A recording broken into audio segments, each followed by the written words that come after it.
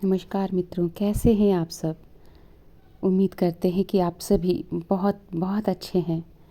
आज एक नए टॉपिक के साथ आपके समक्ष प्रस्तुत हैं। जहाँ प्रेम वहाँ पुरस्कार की आशा नहीं। प्रेम के 2.5 अक्षर, बस इसी में संपूर्ण सृष्टि समाई है और हमारी ज़िंदगी भी। यहाँ सांसारिक प्रेम की बात नहीं, वह तो स्वार्थपूर्ण होता है। बात है परमात्मिक प्रेम की। प्रेम ही विस्तार है। आपकी दृष्टि जहाँ पर भी जाए, बस प्रेम पूर्ण दृष्टि जाए, क्योंकि परमात्मा स्वयं प्रेम ही है। जब हम प्रेम में होते हैं, दिव्य प्रेम में, तो बस देने का भाव होता है और यह देना भी सहजता से होता है, सेवा भाव में। बदले में हमें कुछ भी प्राप्त हो, यह अपेक्षा भी नहीं होती। यह प्रेम की उच्चतम अवस्था है, जिसमें सब कुछ दिव्य ही नज़र आता है। सर्वत्र परमात्मा की उपस्थिति अनुभव में नज़र आती है। कण कण परमात्मा के होने का एहसास करवाता है और हम सबके साथ एकाकारिता अनुभव करने लगते हैं अद्वैत अवस्था में।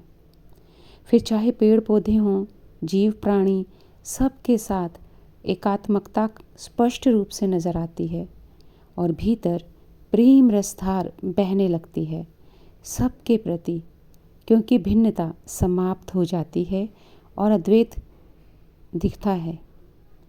कृतज्ञता व अहोभाव ही बहता है परमात्मा के प्रति। जब इस प्रकार की उच्चतम प्रेम अवस्था भक्त की हो जाती है, तो परमात्मा के प्रति संपूर्ण समर्पण भी भावपूर्वक होता है, अन्यथा समर्पण में थोड़ी कसर रह जाती है। प्रेम की शक्ति से प्राणी पूर्णतः समर्पित होता है।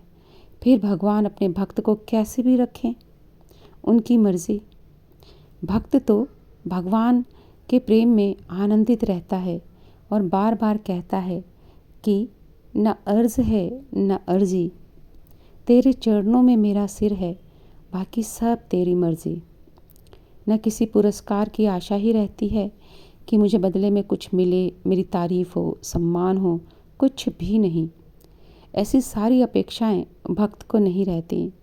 वह तो इन सब से ऊपर उठ जाता है, पूर्णतः श्रद्धा भाव में, प्रेम में और आनंदित रहता है, क्योंकि सारे द्वंद्व, मान अपमान, सुख दुख, सब कुछ उस परमात्मा का ही है।